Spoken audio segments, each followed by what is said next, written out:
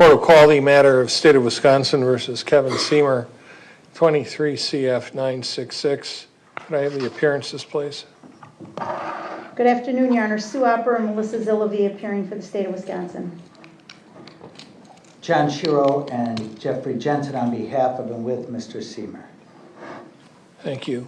The defendant was convicted of a count of felony murder on August 1st, 2024, following a jury verdict.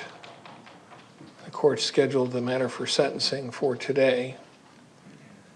The court has received a number of letters that have been filed from individuals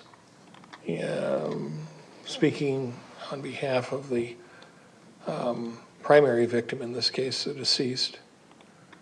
And I've reviewed all of those. I've also received a sentencing memorandum from Mr. Shiro, along with character letters in support of the defendant.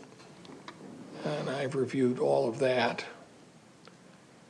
The court made counsel aware, and I will make a record, that I've also was forwarded without solicitation a screenshot of apparently a Facebook post that someone posted regarding this sentencing today, expressing their support for the deceased. The court is making the parties aware of that, and I informed the parties that the information contained in that post was not particularly different than what has already been submitted to me in writing, in terms of speaking about the concern for the loss of Josh. And I did not consider it to be something that would somehow compromise my capacity today. But because it occurred, I wanted to make the parties aware of it. Is the state prepared for sentencing? Yes, sir. Is the defense prepared? Yes, sir. I understand there may be speakers, potentially on both sides. Ms. Opper, in terms of presentation? Yes, Your Honor. I'll be making my comments first, and then I'll ask the court to hear from the families. Thank you, and that's what my question was going to be, so thank you. I'll turn to you then, Ms. Opper, and hear first from you. Thank you, Judge. Good afternoon, Your Honor. Thank you for allowing us the opportunity to present some comments to you for sentencing, and for the record, we have complied with victim rights notification. I expect you will be hearing from family members of our victim, Josh Davies. A couple of things that I think are relevant for the court to consider here this afternoon is you just determine what is an appropriate sentence for Mr. Sehmer for his involvement in this incident. First and foremost, I will state the obvious, and that is the jury has spoken. This was a case that was litigated fairly. Many witnesses were presented to the jury. Many pieces of video evidence were presented to the jury. And at the end of the day, the jury concluded that Mr. Sehmer is guilty of this offense, and that in fact underlying this offense was an intentional act of inflicting bodily harm on another human being. So I dispute any suggestion that this was an accident or that this was a two-sided bar fight or anything of the sort, based on the testimony and the evidence that was presented at trial, in which we clearly laid out this was not a two-sided argument. There was no argument at all. Josh Davies repeatedly walked away from Kevin Sehmer, repeatedly tried to calm the situation, and none of it had any effect on Mr. Sehmer. Mr. Sehmer continued with his loud, antagonizing, vulgar fighting words, as I described them to the jury, despite Josh's best efforts to walk away. There was even a point in time where one of the witnesses, Laura Burke, had tried to get Kevin to leave and go out the back and join up with his friends and just walk away from the situation. So there were many opportunities, as we presented to the jury, for Mr. Sehmer to simply walk away. A lot of times, Judge, and you've been doing this a long time, I've been doing this a long time, Mr. Shero's been doing this a long time. A lot of times we have a trial and it brings some satisfaction to those involved because they feel like they get more answers and they get a better picture as to what happened. And this is one of those cases where I think everyone in this courtroom is still scratching their head going, what the heck happened here? And why? Why did this happen? And I've thought about this case a lot in the last year, Your Honor. I happen to have been on call when this happened and remember distinctly getting woken up in the middle of the night by the Heartland Police Department as they described for me what had happened and how the injuries were so serious. And certainly in this business, we see bar fights. We see people arguing over stupid things in bars at 2 o'clock in the morning. That's not what this was. It never was that. Not even for Kevin Sehmer. And that's what I think is such a hard struggle. The night was perfect by all accounts. I mean, he was out with his buddy. He was having a good time. He was listening to the band. He ran into some old friends. He met a new friend. What was it that triggered this violent attack on Josh Davies? We don't know, but it certainly speaks to his character, which is one of the relevant factors this court has to consider, and the need to protect the public. There's no indication, and we showed the video of him standing in the bar by himself waiting for Miss Burke and the others to arrive. He seemed perfectly normal. There was nothing about his demeanor, his appearance, his attitude. And for him to flip a switch like that and just go after Mr. Davies, first verbally and then physically, for no reason, really is concerning, Judge. Because we have to consider protection of the public. What is there to say this wouldn't happen again? We don't even know what triggered it in the first place. And so I have significant concerns about Mr. Sehmer being in the community, and the need to protect the public is great. I want to remind the court of the matters that we filed in our other acts motion, and hopefully the court got a chance to review that, but if not, I'm going to briefly touch on that because I think it is relevant. Obviously, Mr. Shero's going to put his own slant on these events, but one event goes back, I think, to 2015. It was a dispute with a neighbor that apparently began when a contractor arrived to remove some plants or trees or something on the property line. And what was reported to the police was that Mrs. Sehmer took exception to that, and she went out and confronted the contractor. And there was some exchange of words between them, and then she returned to the house and told her husband what was going on, and Mr. Sehmer ran out and confronted the contractor and was reported to be chest bumping the contractor and telling him, I'm going to put you into a hole. That was in 2015. Maybe not the crime of the century. He was not cited, he was not charged with that, but it was reported to the police, and a neighbor across the street confirmed at least part of what the contractor reported, that he had seen Mr. Sehmer in the other person's face yelling at him.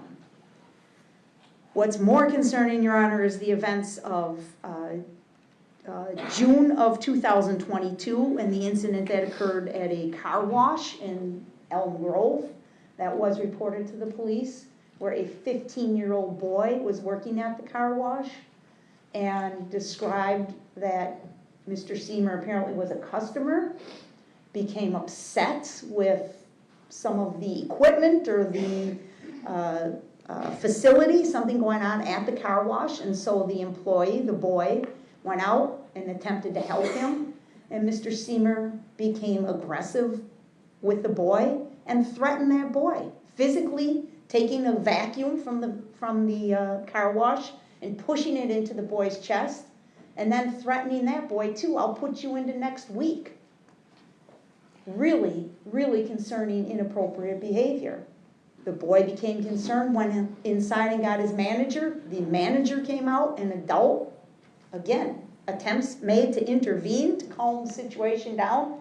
Mr. Sehmer continued with his rant, was vulgar, and was reported to have thrown a towel or some other object at the manager. So I read the character letters that were provided on behalf of Mr. Sehmer. I don't doubt much of what is said in there, but I continue to scratch my head and try and understand, how can we have such a dichotomy here? How can we have this Jekyll and Hyde individual before the court and decide what's a fair sentence? If he can flip that quickly over minor, insignificant events with strangers, that's the concern for the public.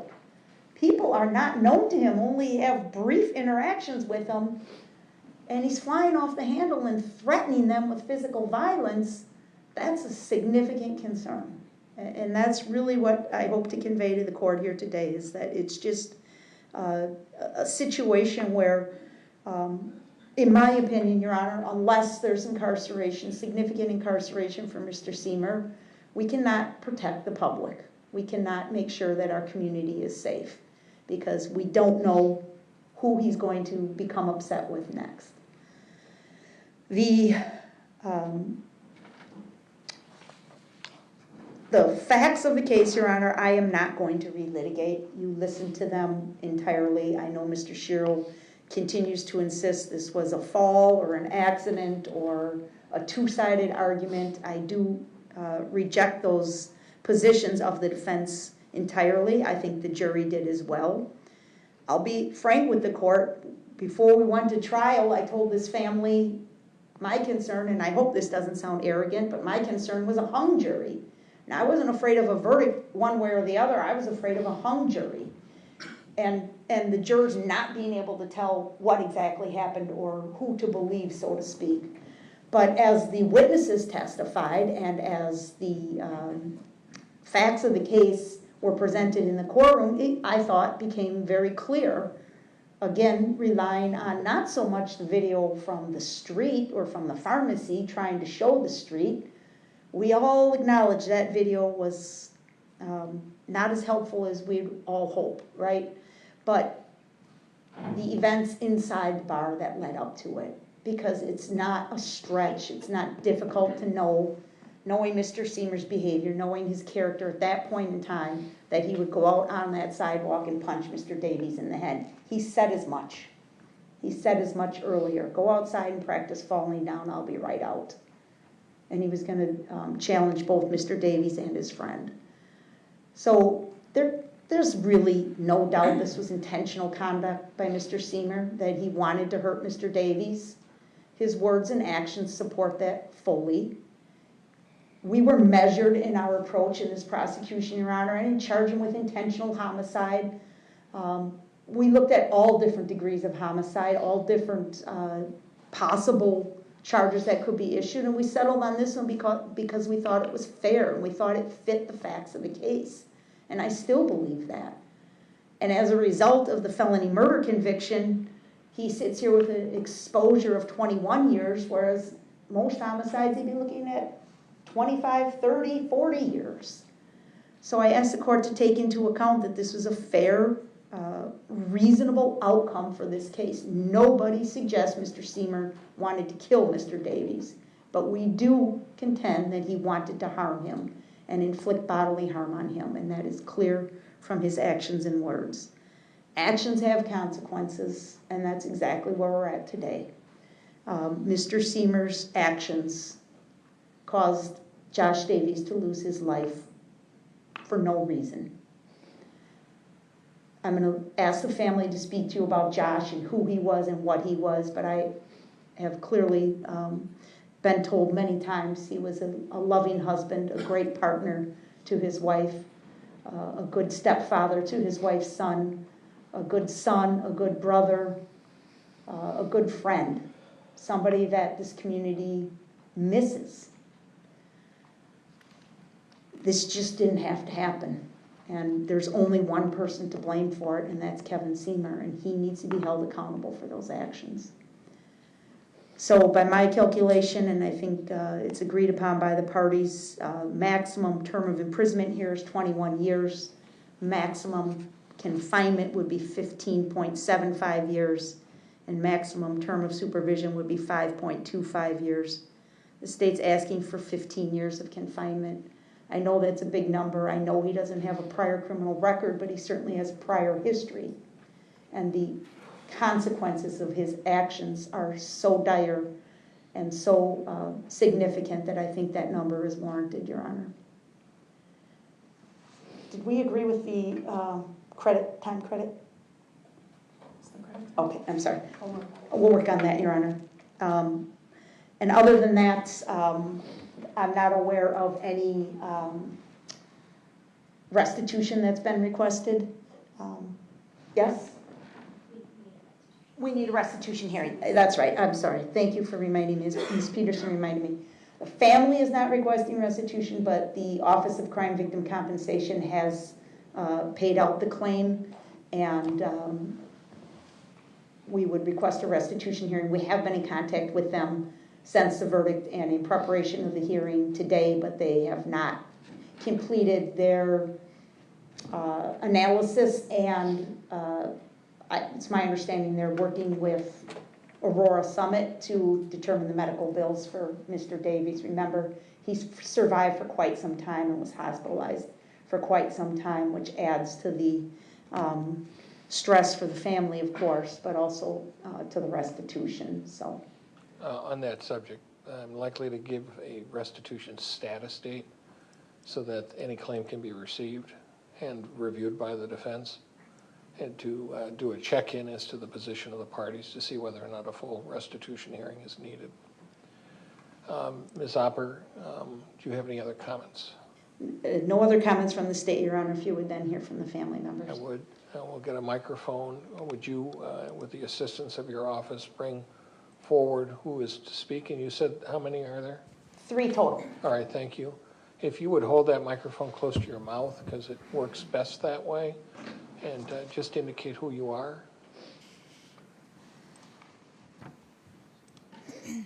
My name is Jennifer Davies, the late wife of Joshua Davies. I would like to start with a Bible quote. Proverbs 16, verse 5. The Lord detests all the proud of heart, but be sure of this, that they will not go unpunished.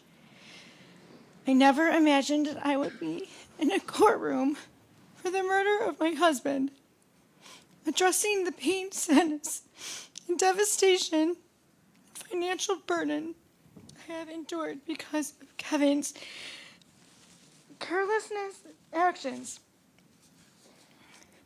making me a widow at 42 by murdering my beloved Joshua.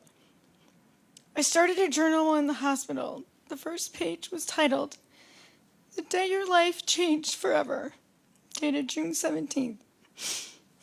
Little did I realize it was not only Josh's life, but everyone else's life that would be changed due to Kevin's actions and choices. I sat in the hospital and documented each hour of every day, praying and hoping that one day Josh would wake up and I could tell him the journey that he had on the way to recovery. But that never happened. Every day since June 17th, nearly every thought and conversation has been about this tragedy that Kevin caused to my family.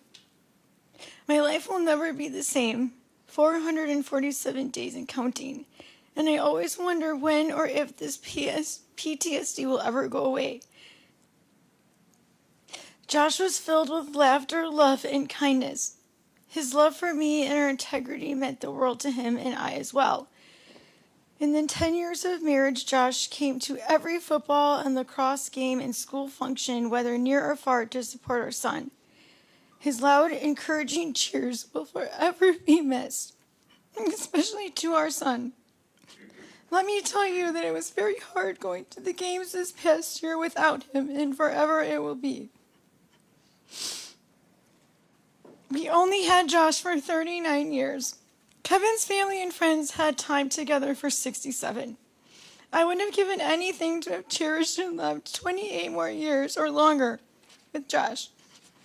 But as we know that was taken away from me and our family with Kevin's actions on June 17th. I plead to you to consider my loss and excruciating pain I will forever have in my heart, along with Kevin's actions, when you consider the duration of this sentence. Thank you for letting me speak, Your Honor. Thank you for being here, ma'am.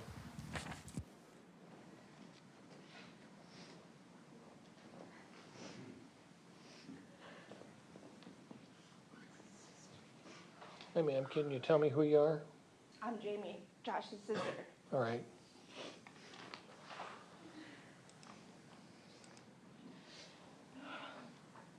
First, I want to say thank you to everyone who has come to support me and my family through this difficult time. My name is Jamie, and Joshua was my big brother. As my only sibling, losing him felt as though my heart's been ripped in half. Josh was my biggest supporter, and always there when I needed him, no matter what. He had a way of lighting up a room with his bright smile, contagious laugh, and always gave the best hugs. Life has not been the same without him. I miss him every day. No matter how much time has passed, the heartache remains. There will always be a hole in my heart from losing him the way I did. What Kevin did was hateful and cruel. His actions were selfish and inconsiderate, and now my family will no longer get to celebrate every birthday, holiday, and every special moment with Josh. All of this happened on what should have been a fun night out. It turned into something tragic and the worst night of my life. All because of Josh's tattoos and the way he looked.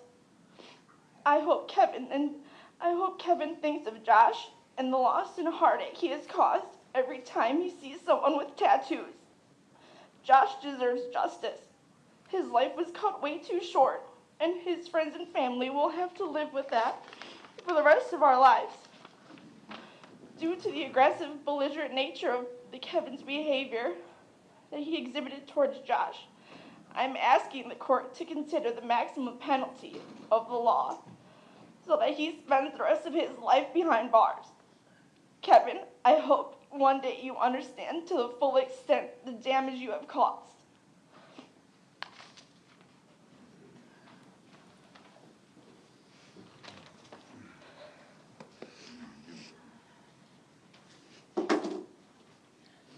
Ma'am, could you tell me who you are? No, Judge. Can you hear me? I can. Okay. I'm Patty Pearson Davies. And I'm This is Edward Davies, mother and father of Josh. All right, thank you. Thank you for being here. Sorry, I have my notes on my That's fine. phone. Okay. This is going to be the hardest, probably most important thing I've ever had to do in my life. Never expected to be here. I only hope that I can make it through this with the impact that's necessary to properly represent the importance of my son's voice in our family, as he can no longer speak for himself. Joshua Ryan Davies, known in the court as Victim A, speaking on his behalf, myself and Edward, better known as Ben. Josh was our firstborn and only son, 39 years young at the time of his tragic, untimely death, on a date night with his wife and friends. Still hard to believe. Josh would say, "Life is so precious." Hold on. Can you hold it? Thank you. Josh would say, "Life is just so precious." You know, he always lived each day to the best of his ability and was kind to everybody. And he would say that, be kind to everybody you meet, live and let live, and always share a smile, and he did just that. Josh truly had a magnetic personality, a great work ethic, a smile, and hugs that were bigger than life itself. He brought so much joy to the lives of everybody he touched. His community, his work in landscaping, the many sports and outstanding athlete things that he played. Most of all, he just loved everybody. But without question, his family and friends he loved the most to his core. He would do anything for them. He truly was a shining star. Josh could get along with anybody. He didn't care if you were a somebody. He didn't care if you were a nobody. He just made everybody feel welcomed, loved, accepted, and appreciated. For Josh to have had to endure the bullying, the badgering, the harassment, the antagonization, the blatant disrespect, and then the pursuit and tragic act of violence, and the excruciating pain and suffering that he did for 27 days, causing his untimely death in July of 2023 for no good reason, is totally despicable, unexcusable, and unacceptable. Kevin Sehmer, the defendant in this case, I'm not judging, but he was an older, much larger, mature individual who should have known better than to judge Josh, who he didn't even know, for the tattoos he had, which were not even offensive, or maybe it was the way he looked. Josh was clearly targeted by Kevin Sehmer because of his tattoos, attacked and killed. Killed for the way he looked, no different than somebody who was killed or harassed for the color of their skin. In my opinion, this was a murder and a hate crime and discrimination. The fact that Josh is gone forever is tragic and unfathomable for his family, all of us, hundreds of friends across the country and the world. It's totally wrong for anybody to be judged by another for the way they look and targeted and killed because of it. Kevin Sehmer, you took away Josh's life in the prime of his life. I don't care how nice of a man you may have exhibited to be in the past. That's obviously not who you are now. You pursued, attacked, and killed our only son for no reason by your behavior and your actions. In my opinion, a fist is just as bad as a gun or a knife or a drunk behind the wheel. Murder is murder. It's my belief that Kevin Sehmer does not deserve a future dictated by his actions. Our son is dead. A life is the most valuable and cherished gift society has. Kevin Sehmer has to understand, and a precedent has to be set, that bad choices, bad actions have consequences.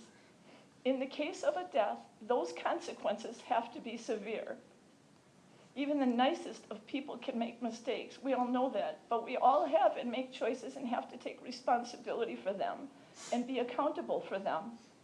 In this case, Josh's life is over. He's dead. Our lives have been changed forever for no good reason other than Kevin Sehmer punched and subsequently killed our son, all because he didn't like his tattoos, or for that matter, him. Because from the moment he met him, as he said in court, he didn't like him. That's the case. Why didn't you walk away? His interest in talking with the two women had me questioning his purpose for even being there. Was he trying to impress them or be the big man on campus or what? My son kept walking away. You kept pursuing him. Josh was not going to leave that night without his wife. He was a devoted and loving husband. The defendant has been found guilty by a jury of this crime of murder, the most serious of crimes. The defendant has to be punished. A slap on the wrist for this type of action is simply not acceptable and would be condoning and accepting bad, illegal behavior. In my opinion, that position doesn't keep any of us safe. We need justice for Josh. The only way to right this wrong is to get the defendant off the streets and his animal-like behavior to be caged and controlled. Again, our loving son, brother, uncle, husband, father, and friend is dead, gone forever. Our entire family has had our hearts ripped out by the death of Josh. No longer able to see him, talk to him, hear his voice, receive his hugs. They were amazing, by the way. The pain and damage you, Kevin, have caused to him and so many others is just simply unbearable and unacceptable. You picked on the wrong guy when you picked on Josh. He was one of the good guys. He was actually the best. He was a big deal, and that was the nickname all his buddies had given him, and even the family, we all started to call him that. He was a big deal. The defendant's choice and action that night was tragic. Clearly, he knew he did wrong. He fled the scene. Our son's gone forever. Nothing will ever bring him back. Kevin Sehmer's blatant disrespect, disregard, violent behavior, arrogant attitude, and lack of remorse for another human being and his attack on our son deserves nothing less for him to be removed and kept from society and spend the rest of his life in prison to protect it, to protect everyone. As the saying goes, you can't teach an old dog new tricks. History shows that Kevin Sehmer has had altercations in the past with people that were fortunate enough that they didn't result in a death until now.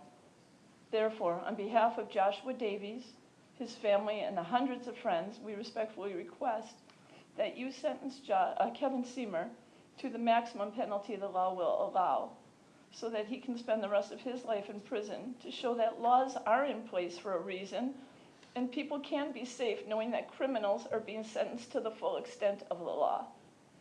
This will send a message that this type of behavior cannot be condoned or tolerated. I just want to thank you for the time and thank everyone for everything you've done in Josh's behalf. Thank you. Thank you both for being here. I want to just say couple of little things. Yes, sir. First, you killed my son, my only son, and I'd like to know why. Over tattoos. Maybe somebody should look at you and not, beat you up and kill you because you wear glasses or something. Sir, direct your comments to me, please. Your comments to the court. And I understand. Yeah, so the animal is an animal. He belongs in a cage, and he deserves the maximum that is allowed to give him because of what he's done for no reason at all. My son did nothing. He did nothing at all to provoke this. Thank you, sir. Is there anyone else? No, I believe that's it for speakers, Your Honor. Thank you. Mr. Shiro? Thank you, Judge. Judge, I am going to start by playing a video, and I'm going to give us some history that needs to be somewhat recreated a bit. And I reference this in my sentencing memorandum. As the court is aware, there was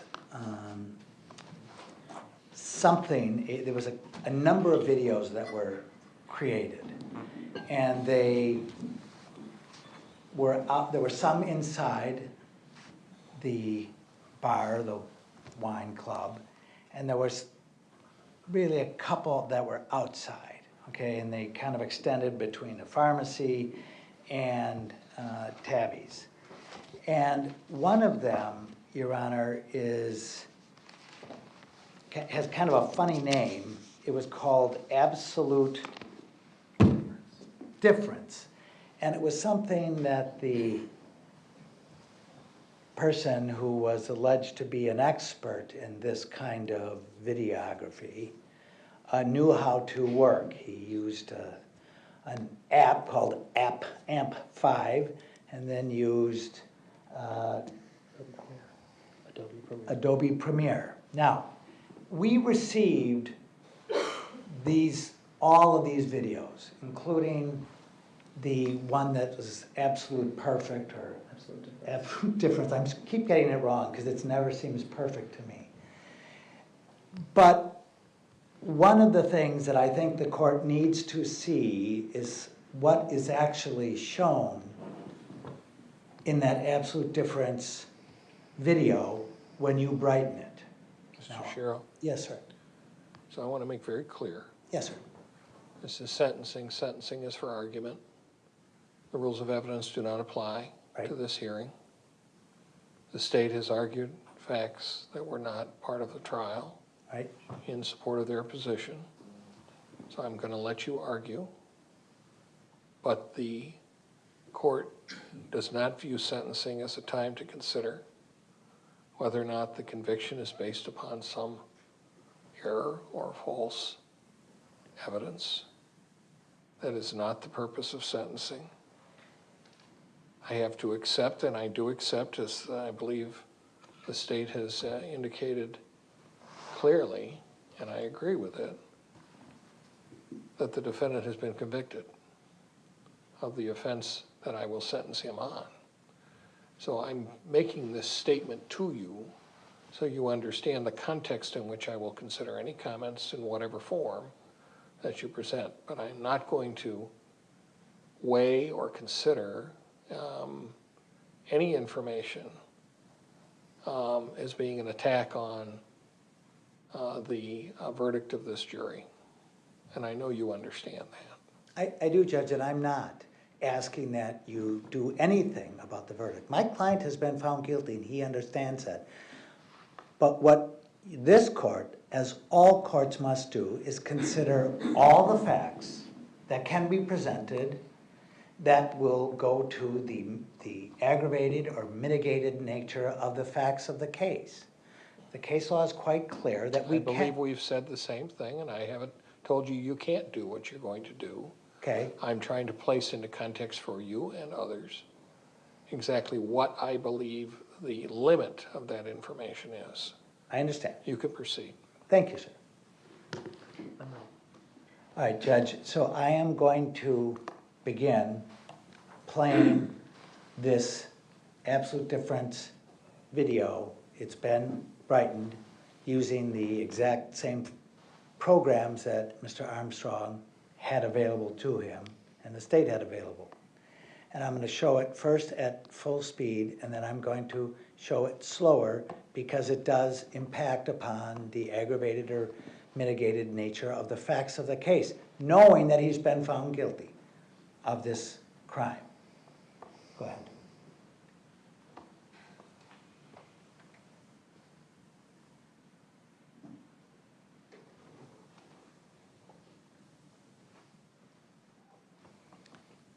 That was just played at full speed, and I'm going to have it played slower as Mr. Armstrong did during the trial, though this is obviously brightened in a manner that can be done. You want it at 50% or slower than that? Do the 50%, please. This is at half speed.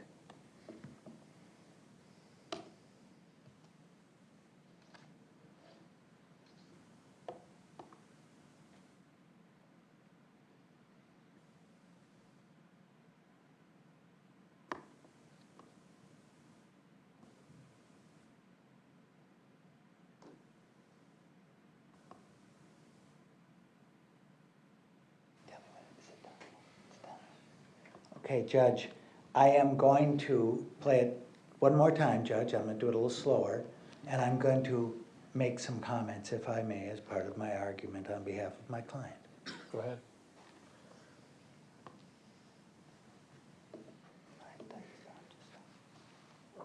And just bear with me here. I've got to.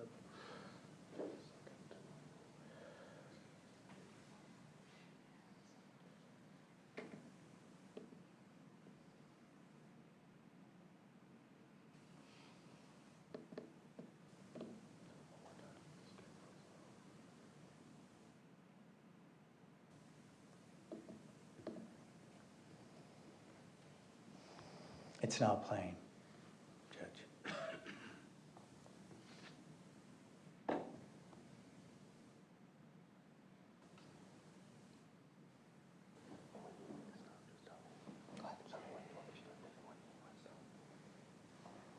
And I'm going to move it forward a moment and then ask to stop it again.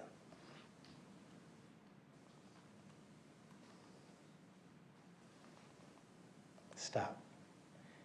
Judge, it appears that something has fallen to the ground immediately in front of Joshua.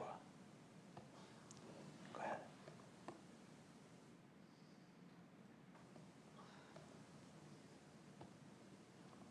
It is stop.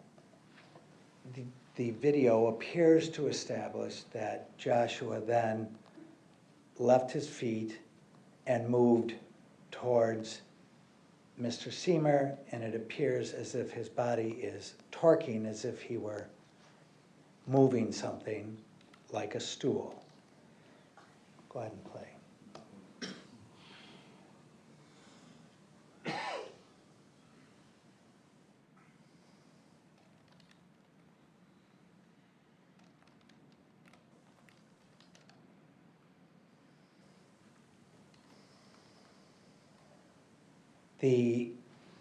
Stop. What you can also see is that after Joshua falls, it appears as if his left foot or leg somehow makes contact with whatever that stool was, or whatever on the ground, and it moved as if he had actually caused the stool to move as he went over the top of it. Thank you. Now, Judge, the reason that I have asked the court to see this is because the court was not able to see this during the trial. Courts have a right to make, as you do, rulings, and I understand that. I'm not asking you to second guess any rulings or change the verdict. But I think in deciding what it is that should happen to my client, because as you know, my client's statement to law enforcement was that Joshua had tried to strike him with a stool and my client stopped it. Now, the jury could have believed all of that and still said, well, we think that that was felony murder because he didn't have any right to defend himself.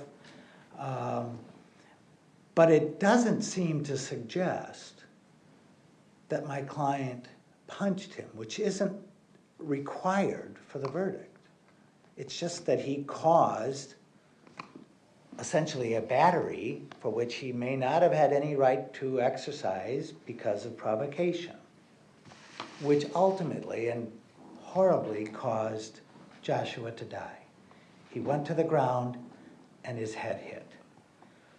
Now, that is what I think that heightened video shows, is that it is not likely that he actually punched him, but that doesn't matter because the jury could still find that he was guilty of felony murder. But it is different if the court thinks that, well, he's guilty of felony murder, but this may not be a circumstance where he was punching him that caused him to go to the ground and die. And all of that, Judge, is with a complete understanding and agreement by both my client as well as, of course, all of Joshua's family and even my client's family, recognizing that my client acted really abominably. I mean, there wasn't. I mean, the family is right. I mean, Josh didn't deserve to even be yelled at, much less criticized for his tattoos. It's none of my client's business what tattoos he wears. That's just none of his business.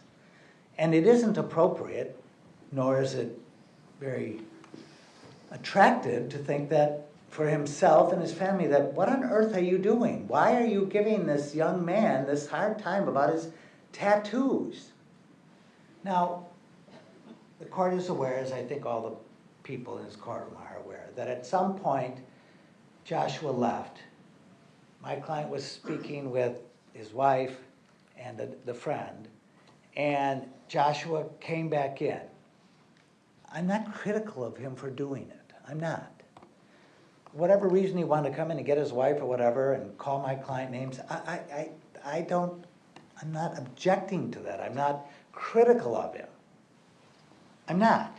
I mean, he had probably had enough and was thinking, I think the remark was something like, why are you speaking to this blah, blah, blah. Not an unreasonable question in his mind. As I saw it, I thought, well, I'd probably be thinking the same thing. What are you doing talking to this jerk? So, and then my client made the catastrophic decision to then go outside and confront him again. He shouldn't have. I mean, he just shouldn't have. The two women tried to stop him, and he didn't allow that, okay? So when I show you this video, Judge, it is not because I'm trying to suggest that my client was guiltless. I'm not. I'm just trying to say it's a little different.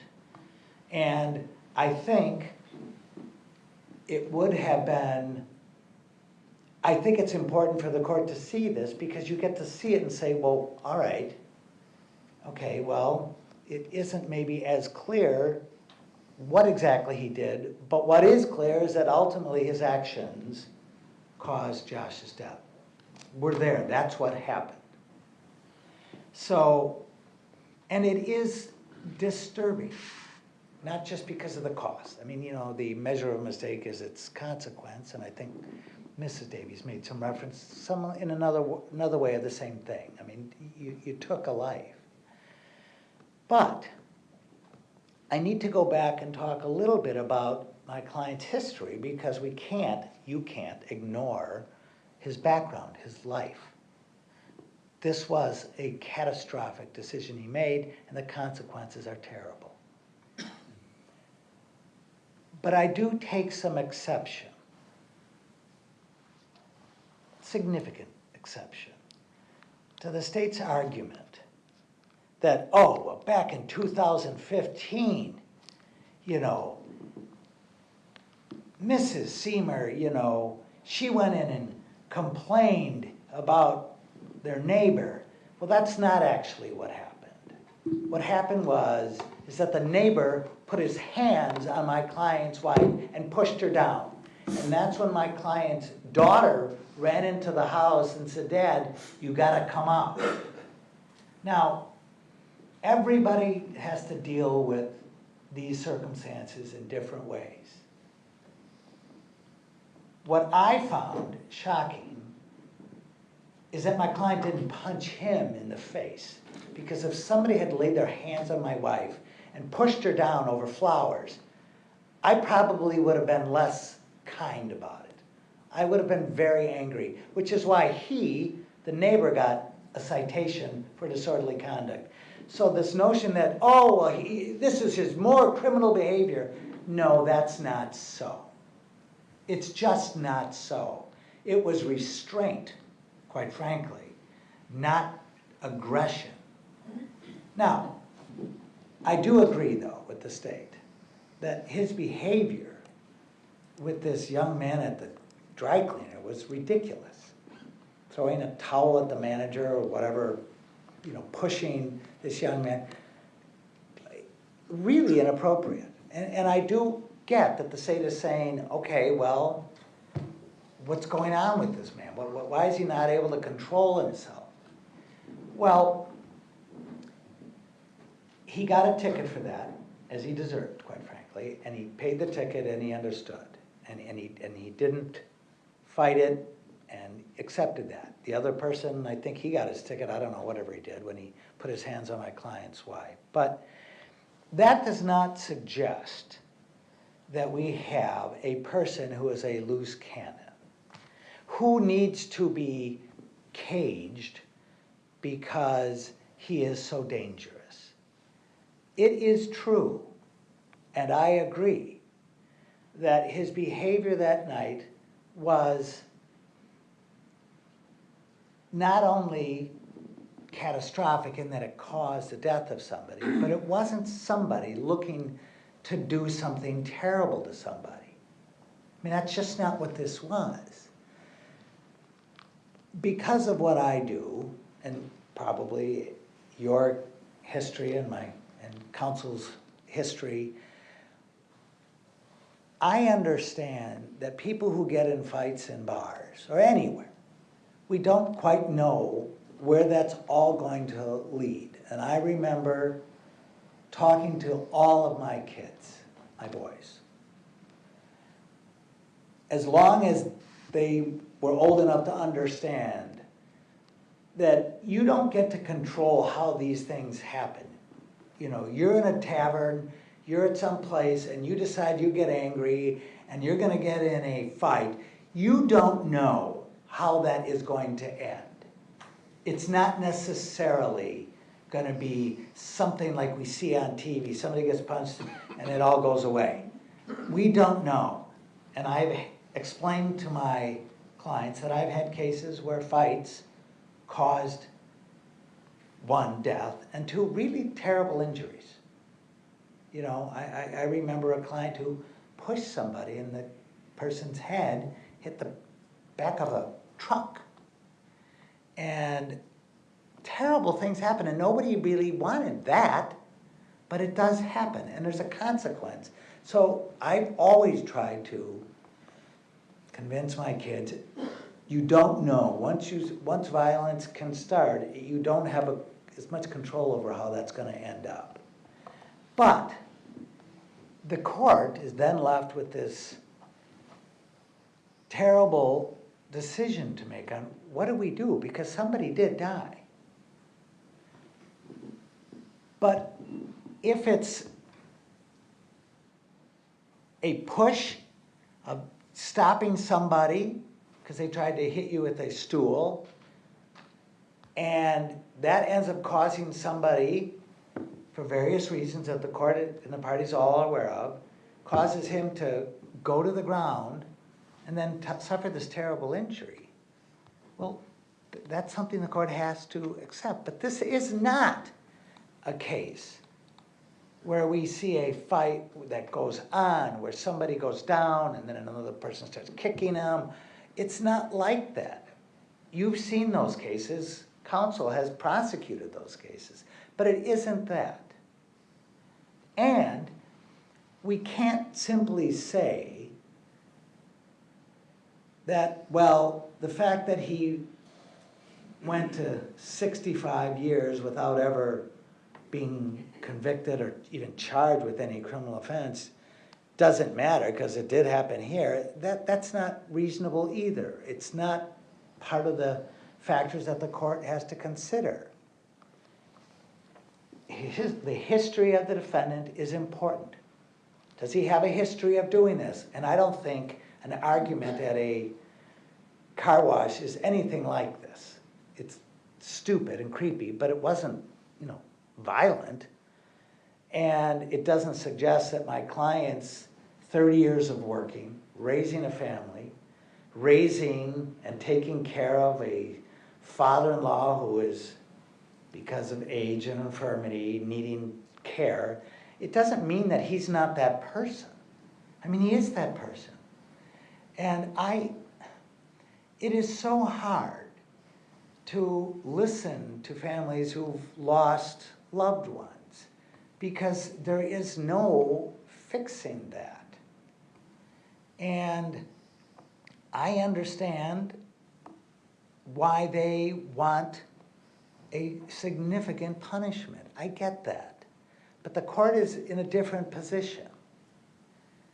And I obviously don't agree with the state that somebody who, whether through one punch or just blocked a stool and then left, is somebody who deserves 15 years in prison is wrong. That is not a measured response that the court should take, nor should the prosecution advocate. I understand why the family does, but the court is a different circumstance. He is somebody who led a good life and helped people throughout his life, like Josh helped people. Unfortunately, he made a terrible decision, for which he's already spent, and I think, Judge, I was wrong in my sentencing memo because I forgot the first 8 days. There's 428 days of credit because he was charged, released, and then charged again, and then stayed in custody. But for somebody who's never been in jail before, who's never been accused of anything like this before, the notion that he should go to prison until he's 79 seems excessive, Judge. And I don't think it's the measured, reasonable response that the court should make given his history.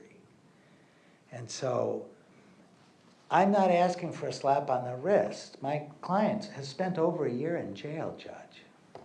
Straight time. It's not like he had some Hubersons. He's been in a jail cell for a long time facing these charges. And it seems to me that to the extent that the state says, well, we need to be ensured that he is not a danger, as this court knows, probation is always the first thing the court should consider. And for somebody who's 65 years old and has no criminal record other than this case, that seems to be the appropriate punishment. Now, the court can either impose and stay a long prison term, can do a withheld sentence, but it seems to me that probation can monitor somebody who has gone his whole life without being charged with a crime. And the court can issue any other conditions that the court may think are appropriate.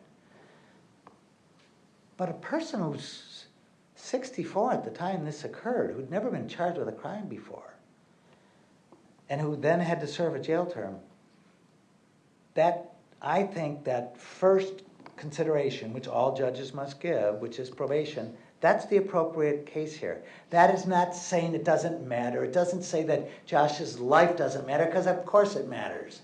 It doesn't mean that his family's pain isn't real. It's obviously real. But the court's position is not that of the family. And I understand their position, but I don't think the court should accept that position. And so I'm asking that the court impose and stay a prison term and place him on probation for as long as you think he needs, given his age and his lack of criminal record. And I do know that he does want to speak to the court. Any other comment, Mr. Shiro? No. Thank you. Mr. Sehmer, do you want to say anything? Yes, Your Honor.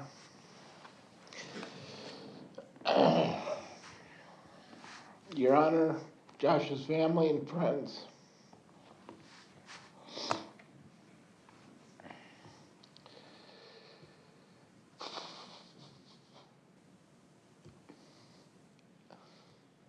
Please allow me to express my sincere remorse and sympathy for the loss of Josh,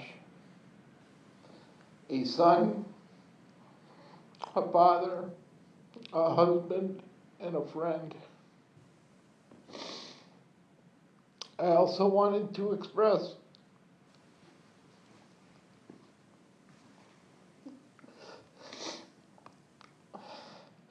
my sorrow for my abhorrent behavior that fateful night in the bar on initial introductions.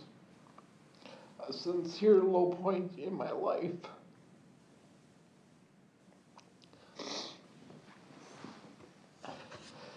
What I took from you all and feel extreme anguish.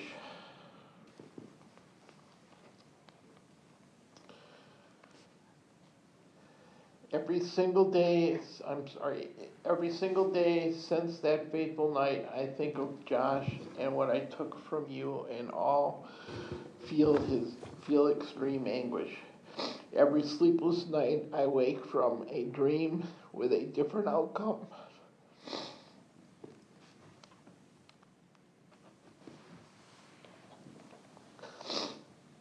But that truth, sadly, is always the same. Most of all, I hope that Josh's family and friends can come to some sort of peace, which has transpired. I do not dare ask them for forgiveness when I'll never be able to forgive myself.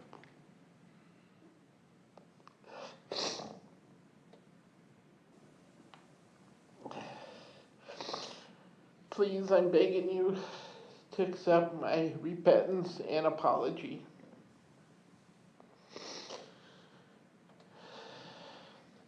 I am 65 years old, and I have never been in jail in my life. I've never been arrested before.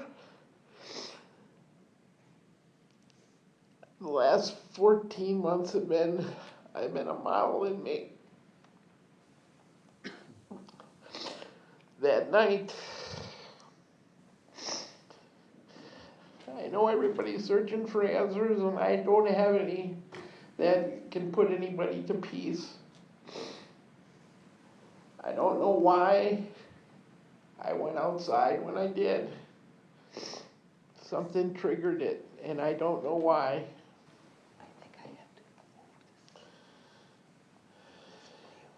My behavior prior to that was unspeakable. It's not who I am.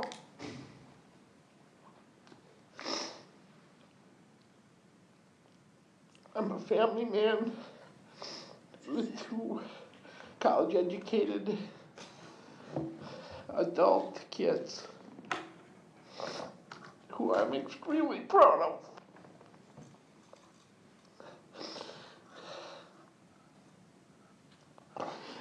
I am nothing without my family. Nothing.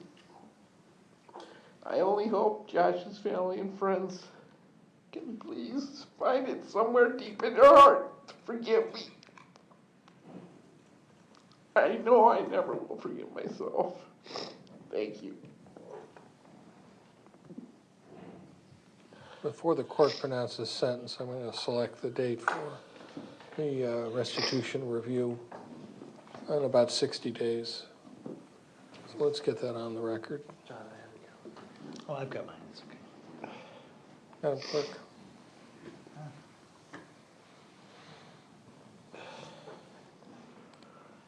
Friday, November 8th. 11 a.m.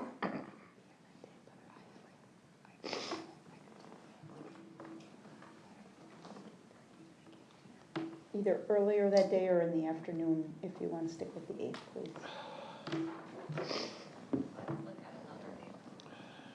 You can't do morning? Earlier in the morning. Oh, yeah. I can't do earlier. Okay, what time? I didn't hear, what time? Let's try Monday, November 11th. Sure. This is a status date, not a hearing date. I can do any time in the morning that works. How about, is 11 okay? Yeah? Yes. Okay, that will be the restitution status date. Mr. Sehmer, my job today is one that is difficult. And frankly, I've done this for 15 years and I've loved almost everything that I've done as a judge. But these hearings are taxing and they're difficult. And I consider myself to be someone who absorbs a lot of the emotion in the room that makes me a better judge. But oftentimes it wears, and it has today, and it has over time, as I listen to the evidence in this case. I do have a very precise obligation, the law dictates, that is to consider your character, the need to protect the public from you, and the nature and gravity of the offense that you've committed. I am to assess what are called aggravated and mitigated facts and circumstances. And I'm going to recite my belief as to what fits into the categories that are important to me as I assess and met out a sentence for you. I do want to express to Josh's family my profound sorrow for his loss, and express the fact that how unfair the events that led to his loss are. I have a sense of his presence and his willingness to be kind of an independent character as he enjoyed his life and was connected in really a three-dimensional way with the other human beings in his life. That's what we all hope for, as we have this limited path that we all share, that all has a conclusion for each of us every day. For Josh, far too soon.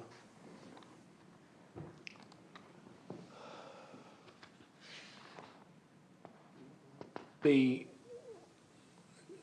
process of sentencing is one in a civilized society that we have in our country,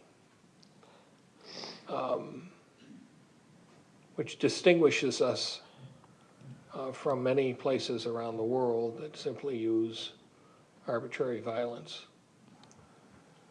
And I know some may feel more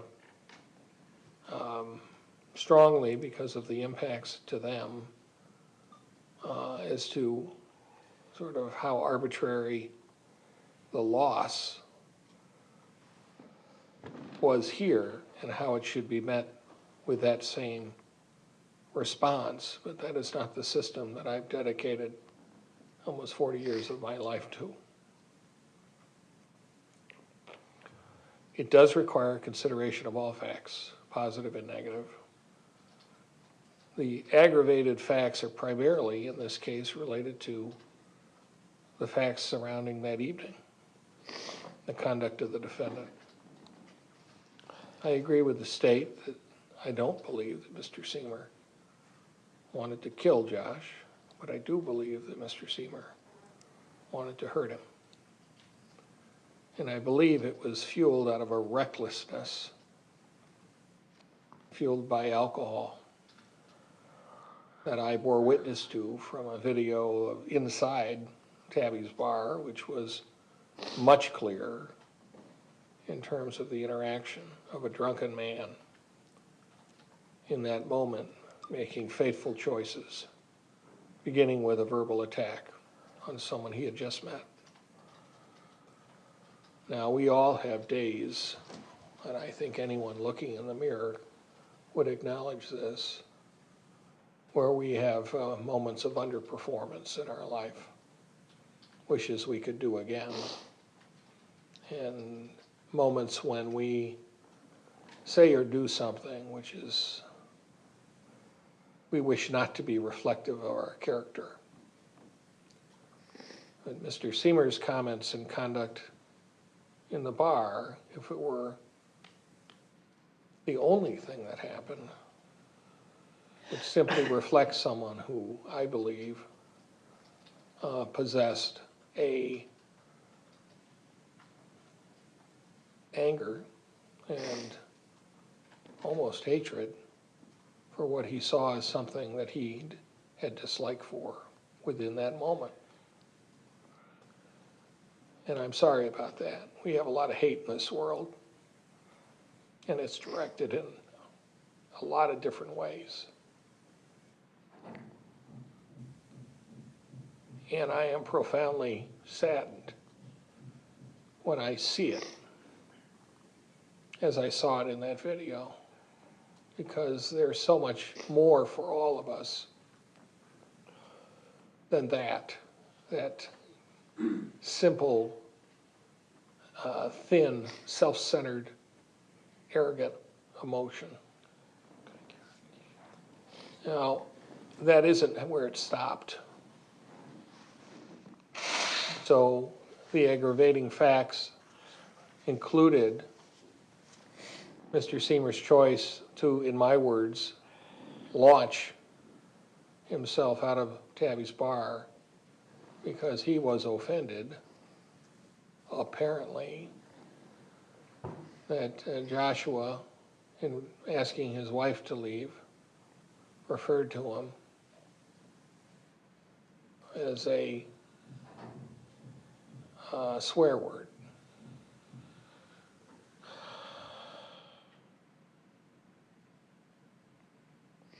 Mr. Sehmer could have chosen not to do that, could have chosen to yell back at him, could have stayed in the bar, but he didn't. And that's where it launched from there. He launched out the door. He directed himself to Joshua. Now, I'll agree with defense counsel. I don't believe the state argues any differently because of Ms. Hopper's acknowledgement that her concern that somehow this jury would wind up hung, potentially, that the clarity of the information, the videos that have been demonstrated, don't give us a great, precise statement, but there was evidence, there was testimony, eyewitnesses who testified as to observations. That was accepted by the jury as a basis for the conviction of Mr. Sehmer. So I appreciate defense counsel's presentation today. I understand defense counsel's argument, which was the argument presented to the jury.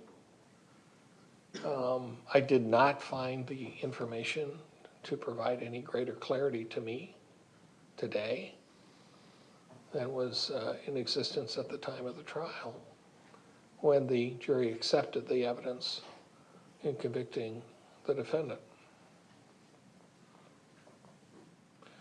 The other aggravated facts of that evening included the choice of the defendant to leave. I was disturbed by that. The fact that when this occurred, Mr. Sehmer turned and left.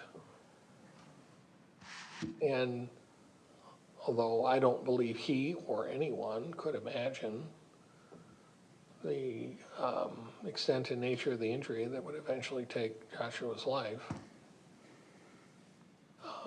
it was cowardly. And it was a moment where he could have stepped up and said, oh my gosh, I need to help. I don't believe he could have helped, but I believe he could have presented or offered his help, and he did not do that. And I find that to be aggravated. The mitigated facts are really the facts that exist in Mr. Sehmer's life that largely have been depicted to me by people that obviously love and support him. The fact that he has no prior criminal record, the fact that he has held employment for many years, decades, the fact that he's participated in his family and his community in ways that are constructive, speak of his capacity to not be the guy that we all saw. Now, we're human beings by God's design are imperfect, and we all demonstrate it daily, and we have no time machine to be able to go backwards, undo.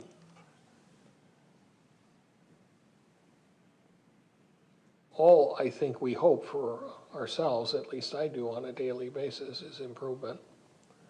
And the only way I know to do that is by the experiences that I've had to hopefully have learned from to be better. So I think Mr. Sehmer has potential, as he is in the last quarter of his life, to seek repair that could be positive for him and for our community. My sentence will reflect the gravity of the offense that he has been convicted of. And it will reflect and not depreciate the life of Joshua. Felony murder is kind of an interesting name. It's, and I'll just say this for the benefit of those who don't deal in this subject every day. It's a broader category in some respects because underlying the death, which is the murder part, is a felony, and here it was substantial battery. And in some cases it's robbery. There can be different types of felonies upon which felony murder is premised. And part of the effort of the court is to understand that there are, on occasion, facts and circumstances that provide gradations within the charge that a defendant has been convicted of. Let me say that a little differently. I don't hit on cases in front of me every time I sentence someone. I don't hit the maximum sentence button with sort of a routine or an automatic reflex. And frankly, I would not be a judge if I did. Because being a judge requires the application of facts and circumstances in a way to try to met through the requirements under the law and to come to a conclusion that's reasoned. And so I will do that in my best effort today, to the satisfaction or dissatisfaction of any request that I simply react, because that is not what is the standard by which I'm held.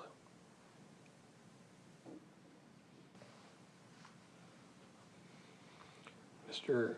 Shiro has correctly identified that the court is first to consider under any sentence whether or not probation is an appropriate outcome and whether or not nothing more severe should occur other than placing an individual under supervision in the community. This court, in reviewing the mitigated and aggravated circumstances and the character of the defendant, rejects probation as a proper outcome in this case. I believe it would unduly depreciate the seriousness of the offense committed by the defendant. The court believes that the imposition of a prison sentence is appropriate. I recognize the defendant's lack of prior record. I recognize his age in reaching conclusion as what sentence should be applied. In this case, the court will sentence the defendant as follows. I will impose a 12-year period of imprisonment, 7 years of initial confinement followed by 5 years of extended supervision. The court will order costs to be paid by the defendant, and my clerk will tell me what that amount is in a moment. $518. The court will require conditions of extended supervision, which includes absolute sobriety, no possession of any alcohol or consumption, and the defendant, when on extended supervision following his service in prison, will test to verify his sobriety. The court will provide credit to the defendant for his service in the Waukesha County Jail. Mr. Shiro has offered 428 days. What is the position of the state? Close. We came up with 423. He only spent 2 days in custody during that first stint, according to our records from June 18th and then released on June 19th.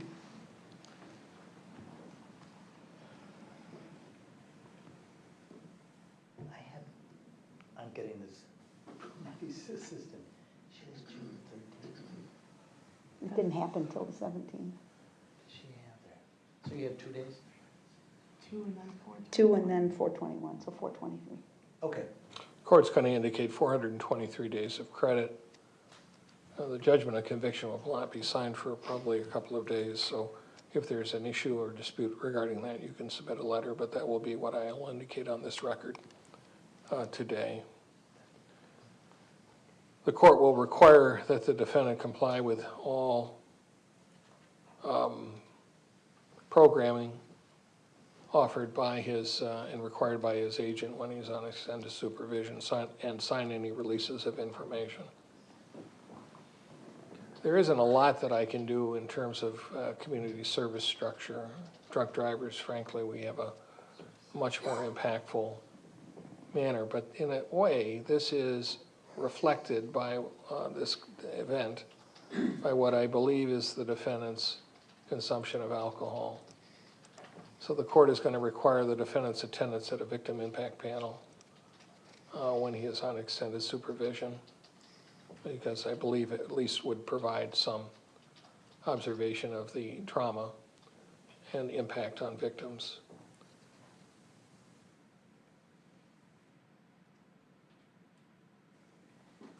Molly, you have anything?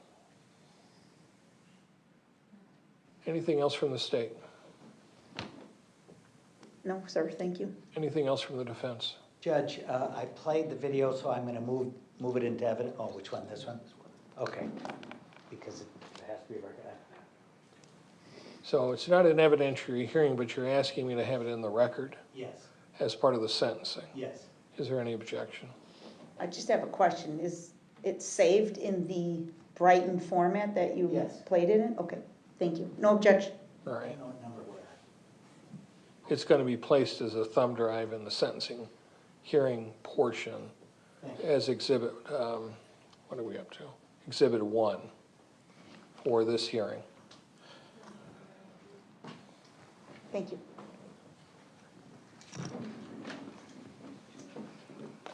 Mr. Sehmer, I want you to hopefully think about some of the comments that were made here today, not in the moment when you're feeling stress and pressure about what the outcome is or what the near future may hold in your life. I hope that you consider what I have indicated in terms of the ability of individuals to seek improvement. We have many, and I think we are awash, fortunately, in this country with people of difference. There is no room for us to not accept each other. And I hope and pray that you can find the capacity and tolerance to demonstrate that better in the future than you did on this occasion. I want to wish you good luck, sir. That's it. Thank you.